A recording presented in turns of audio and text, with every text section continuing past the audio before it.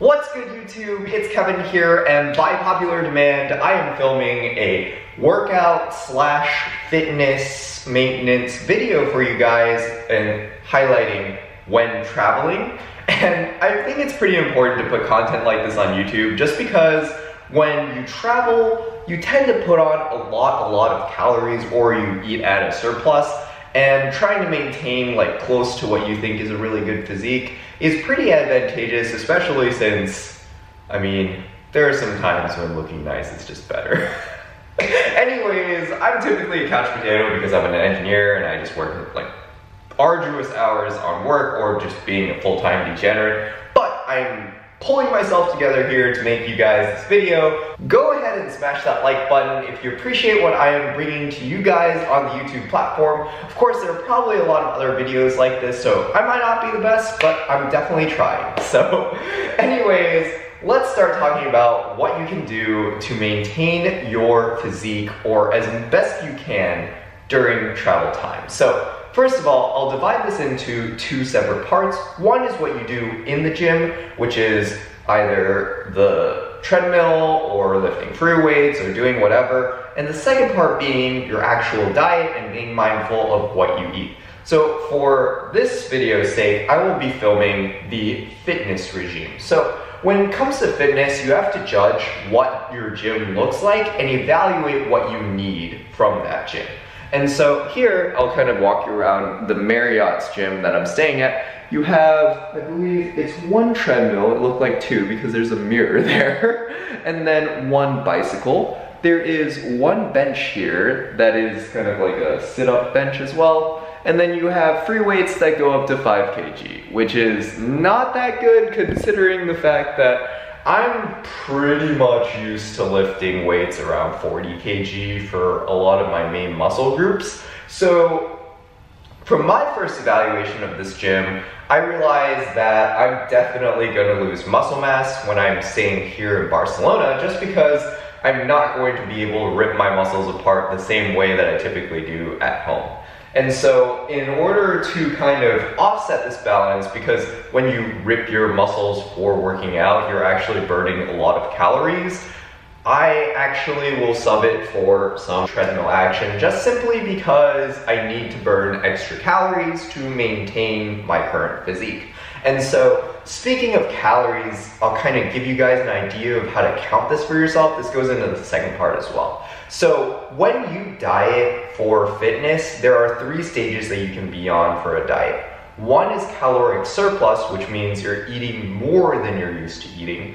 2 is caloric deficit, which you're eating less than what you're used to eating.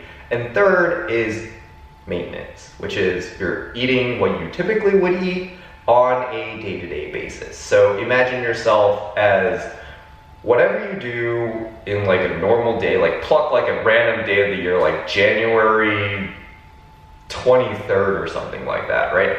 Whatever you do every year on January 23rd, like just use that as your maintenance thing. Like it's just really just saying that on a random day, what you would typically do, what you would typically eat, what you would typically like see yourself in a typical day, that would be your maintenance, because it's what you're doing, what your body is used to digesting, what your body like is accustomed to putting itself through like strain, stress, and whatnot. So to explain this, I'll kind of use myself as a guinea pig. So I typically would go do one workout, I'd stay home majority of my days, so I'd probably get minimal steps in, like between like 5,000 to like 9,000 steps usually, probably.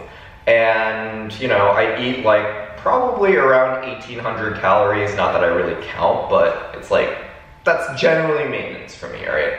And my calorie breakdown has higher amounts of proteins, you know, average amount of carbs, which is about equal to the protein, and then like around like, you know, like fats or whatever. If you get into the details of macro counting, you'd understand like, this is what maintenance looks like, but like, for the sake of simplifying it for this video, I really just wanted to throw out maintenance is effectively what you eat on a day-to-day basis.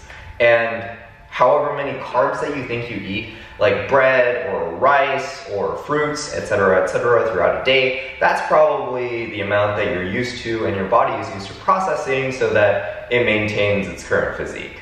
And if you eat any more than that, you probably have to burn it off when you actually do your fitness regime. And so for using my body's sake as an example, I typically eat like, minimal amount of carbs, like rice for one meal, noodles for another meal, and then maybe like one fruit. All right, when I'm on travel, I'm typically eating like double to 3 times those amount of carbs. And because I'm doing that, I find myself in a situation where I'm actually probably eating surplus carbs while minimizing proteins and fats, which is really, really bad because I'm losing muscle mass and gaining fats, or well, carbs that can't be used as energy as fat. And so now I'm here to explain to you why I chose the workouts that I kind of use to maintain my physique, right? So because I'm not using certain carbs in my day-to-day grind or what I'm typically used to like using from my maintenance intake, I need to burn them off. And so while being a tourist definitely helps this, being like 20,000 steps is like nearly 2 to 3 times greater than like 5,000 to 8,000 steps, I suppose. And that helps, but I want to burn more because I know I'm a high-key fat ass. And so being on the treadmill will help a lot of that carb burning. Of course, I am still losing muscle, so you're inevitably still going to be fat per se because you're losing some of the nice stuff. And yeah, I'll leave it at that. That's the general breakdown, and let's get to the workout.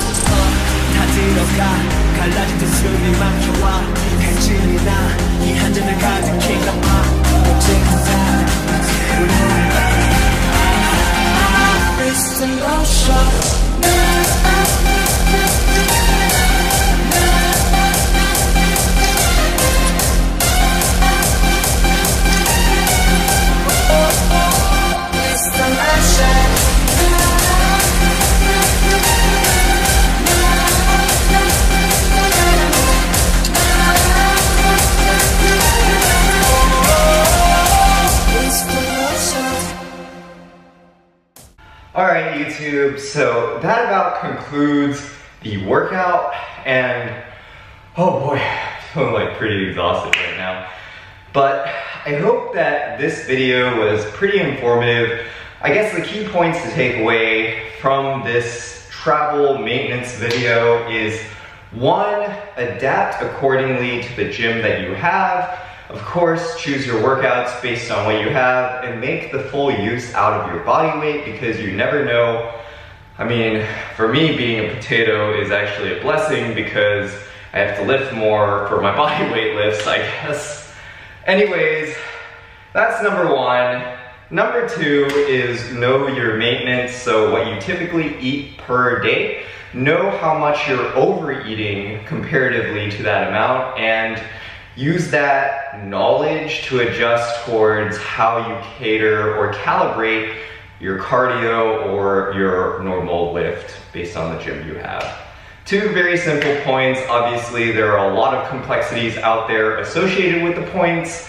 I'm sure there's a lot of fitness content on YouTube that if you're interested in doing the research in fitness in general, you'll be able to find very simply. I'm at very most a super shallow kind of toe in the cold water towards that vast realm of fitness. Of course, as I stated at the beginning of the video, if you guys enjoy the content, leave it a like and subscribe if you haven't already. This is Kevin. I typically do hypebeast reviews, but since I was traveling, it was a really cool occasion to make a video like this, and I hope you guys enjoyed.